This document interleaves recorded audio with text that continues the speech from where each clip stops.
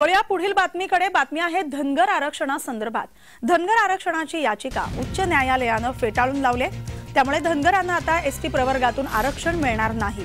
मुंबई उच्च न्यायालयाने महत्त्वाचा निकाल दिलेला आहे। राज्यात मराठा आरक्षणाच्या मुद्द्यावरून वातावरण तापलेलं असतानाच मुंबई उच्च न्यायालयाने धनगर समाजाला मोठा झटका दिलेला आहे। धनगर समाजाला अनुसूचित जाती प्रवर्गातून आरक्षण मिळावं ही मागणी गेल्या अनेक वर्षांपासून प्रलंबित होती। मात्र उच्च न्यायालयाने त्यावर आता हा निकाल दिलेला आहे।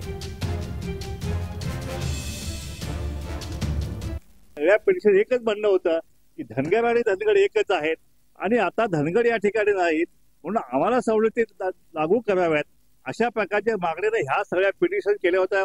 आता कुठल्या पिटिशन मध्ये काय चूक झाली, काय झालं, कोण कमी पडलं, काय याचं विश्लेषण आम्ही करू। पण एकंदरीत काय तर आमच्या पदवी आज पुन्हा एकदा निराशा निर्माण झालेली आहे।